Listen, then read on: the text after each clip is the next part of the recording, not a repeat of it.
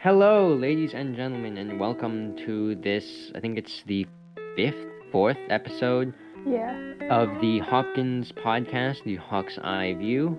I'm your host, Ethan, here with a slightly smaller board than usual. We'll explain that in a bit. I'm Sahir. And I'm Natalie. So, the So, reason we actually have a smaller board is because all the other co-founders, they actually have basketball practice every day, so it's really hard for them to attend these. We also had a new member who joined us just for a couple days, but then she decided that she had a lot of stuff going on and didn't have a lot of time to record, so she thought it was best if she dropped out. yeah, and continuing from where I was about to say, yeah, Anisha, she was a member for a short amount of time, and for a similar reason to why most of our co-founders can't attend these meetings, basketball practices, she just dropped out. And even though it was a short time, Anisha, if you're listening, thank you for being on the podcast. Yeah, it was really contributed a bit. It was fun. Alright, on to our next topic, Veterans Day. Well, it was just last week, and I think it was really cool, and I just want to thank all the veterans. If any are listening right now, thank you for your service. Was it just me, or is Veterans Day always on Monday? Why was it on Thursday this year?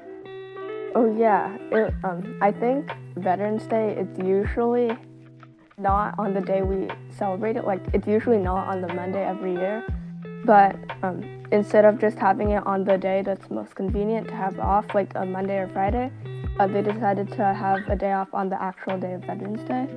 Or that's just what one of my teachers told me. Yeah, that is kind of odd. More convenience over actual memoriam. Yeah. But like going back on Friday really felt like a Monday for me, Yeah, and I think a lot of other people as well. Yeah, and then it felt like we had a weekend again. I felt good. Because, it felt like 2 weekends in 1 week. Yeah. Yeah, that's a good feeling. But for Veterans Day, in order to honor it as with anyone else, we actually decided to take an interview with a teacher. I carpet emailed all of the teachers after discussing it with the crew, and I got a few responses from teachers who were veterans. There's actually a bit of a story, Natalie, you would know, of me and some podcast friends going door to door for some teachers, wondering if they were veterans. Oh yeah. It was kind of fun, and then there was kind of one odd moment. Yeah, we were informed that Mr. Anton, a 7th grade history teacher, was a veteran, so we went up to his door during lunch, and we were like, oh hey, we want to interview some teachers for Veterans Day, and we were told that you were a veteran. And then it actually turned out that he wasn't a veteran, and it was a very awkward situation. We walked out of there really just dumbfounded at that odd confrontation. Yeah, and being very flustered. Yeah, but I heard you guys did finally find a veteran to interview. Yeah, and a lesser-known teacher in his own right. His name is Fred Fernani, and if you never heard his name or don't even know who he is, he's actually a special ed teacher. Saying some things about him, yeah, I saw him after I carpet emailed all of the teachers, and I didn't even recognize him at first. Like, his name was on the sheets, and there's like, Fred Fernani, who dat? Yeah. Yeah, I think I've seen him a few times, like during Flex and stuff. I have orchestra for Flex, so we sit outside, and sometimes we see some people walking around, but I'm not sure if that was him or not. Yeah. He was a pleasant dude overall, and our interview with him was really something, and we'll get it in just a moment. Yep, so here's the interview. Hello, this is the Hawk's Eye View interview team, this time featuring Lewis, and this is Ethan Co as usual. So here we're interviewing Fred Fernani. He is Hopkins' special ed teacher. Would you like to introduce yourself? Yes, yeah, that's me, Fred Fernani. teach a special education class at Hopkins, and I've been there in that role for, 25 plus years. I can never remember the exact number, but one of the small handful of teachers that have been there 20 plus. Yeah. So I'd like to kick this off with our first question to you. Yeah. And so that's like, the question is like, where did you serve? Right. So I served during a war, but not in a war. To clarify, I went into the Air Force out of high school. Oh, The summer after high school, which was in 1972, oh and wow. the Vietnam War was dragging on, and I enlisted not with the intention of going to war, but well, probably a lot of different reasons. One, I thought there'd be some adventure in it. And I knew that I'd also be getting the GI Bill, which helped pay for college. So that was my inspiration. But yeah, I went in the fall of '72. Air Force basic training takes place in Texas, San Antonio, or near San Antonio. Okay. Basic training there, and then you go off to a training school. For me, it was the Defense Mapping Institute in Virginia. Wow. That's really cool. interesting. It was, yeah, we learned defense mapping. I'm not sure what all different classes and programs they had. Mine was learning how you survey and calculate points and things, related to geodetic survey.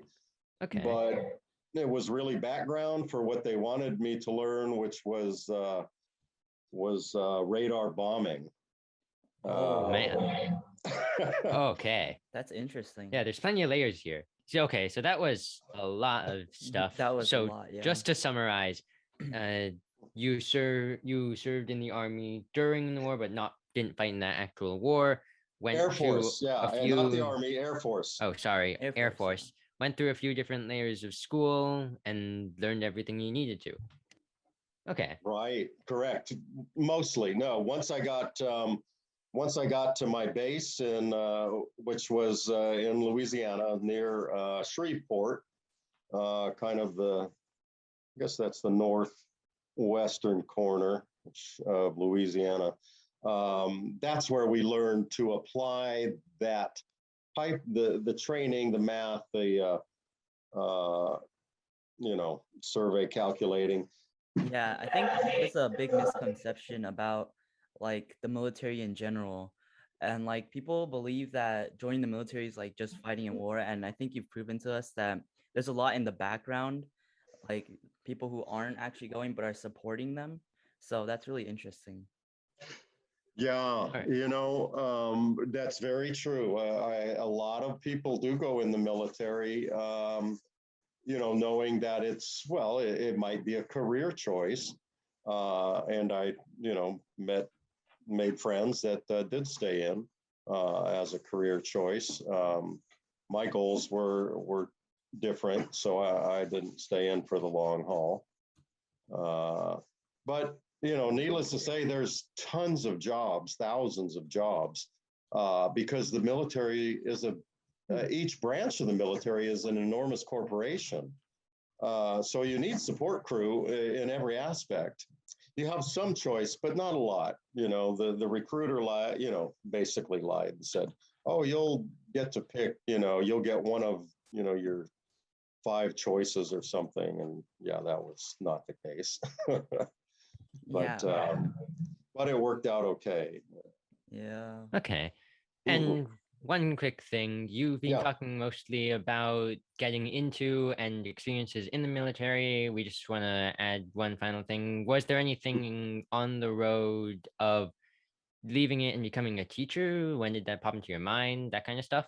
Yeah, like the transition. No, I honestly I didn't. My move into teaching happened more through experiences in college. I think I had the knack or I guess the affinity, because I do remember one thing in the service that I like to do at our base. Louisiana is very hot and muggy in the summer, and we had a swimming pool. And I always loved the water anyway, but there were younger kids, and I was pretty good at diving. And so I remember coaching some of the kids to learn, some of the dives. Oh, so that's how you got into That like. was one of the experiences. Actually, once I got Oh, to college, I had more very specific experiences that tied me into teaching. I went to college in Santa Cruz, and I ended up being a teacher's assistant, the paid position of the surf instructor. We actually had a surfing class in Santa Cruz. So after the service, yeah, that was my first actual paid teaching gig. oh, wow. That's interesting. Yeah, yeah. Well, I still love surfing, but that was a good experience in getting people that weren't real familiar with the water and the waves and how everything works, and trying to coach them along. Any lessons you learned from your experience in the military, so we can end this on some of a kind of an uplifting note? Yeah. Probably the friendships is the most uplifting part. I made friends that, I'd like to say I'm still in touch with them. I'm not, but I stayed in touch with them for quite a while. And one of them, in fact, after we both got out, we took a long surfing and backpacking trip to the island of Kauai. Oh, yeah. Oh, Yeah. okay. I've also been there. It was really nice there. Okay, so we're gonna end things off here. I have Yeah. to just say, thank you for your service when you served. And Thank you. Yeah, I appreciate that, and thanks for the opportunity to share that experience. It's not every day that I find myself talking about it, so it's been fun for me. Thanks. yeah, Yeah. you had a really unique story, and I think now that more people know it, it'll be better. Okay, I really appreciate it. before you let me just one last thing. My room is right off the main quad there, and please, it's 119D. My window looks right out where the main lunch part is. So pop in, say hi, and Yeah. and whatever. Yeah. All right. Okay, Well, okay. thank you for your time. Thank We're you. glad to have you here. And Yeah. see ya on campus. Goodbye. Absolutely. Bye. Okay. We're happy to Thanks a have lot, you. guys. Okay, I really do hope you enjoyed that interview. Me and Yeah. Lewis did our best to cooperate, make sure it was good as can be. And I'm really glad we were able to dive into the layers that come with being a veteran. It's not just you get into the military, you stay there for a while, bam, you're a And then veteran. you leave. Yeah. There is plenty of other stuff to it as well, and you heard Mr. Fernani give his location on the school. If you want, pay him a visit. He's a pretty stand-up guy. He was willing to stay on call while I waited for Lewis to show up. Yeah. And with that being said, let's move on to our next topic. We have a few new changes and plans coming up for the podcast. So you may have seen around the campus, we have put up a bunch of posters advertising our well, actually just four. Just four posters. Just four. Natalie, you did a stunning job on all of them. I'm really, Thank you. thank you. And we just put them up, and if you saw them, great. If you didn't see them, they're around. You don't really need to search for them. They should be on your designated path. Yeah. But Like I actually saw 3 of them today. So yeah. Oh wow. One of them Yeah, was we upside down, so I fixed that. Oh. But yeah. Really? Wait, yeah. it was upside down. Yeah, it was upside Someone down. probably turned it upside down. Me and yeah, one of my friends saw it, so we turned it Oh. around. Huh, Thanks. that's odd. Yeah. But yeah, I was saying we took a bunch of effort to put those posters up, and for anyone who's new here, thanks to those posters and the video bulletin slide we put up on there, welcome, and we hope you have a fun time with this podcast. In fact, this journey has only just begun. We're doing this on a weekly schedule, and so we'll get to a lot of things eventually. Yeah. Yeah. Over the past week, we've been making a ton of changes, getting more people on, making plans. We now know that we actually plan an episode or two ahead now, so we can firmly tell you that the next episode's going to be a trailer, a little montage style short cut of every episode up until now.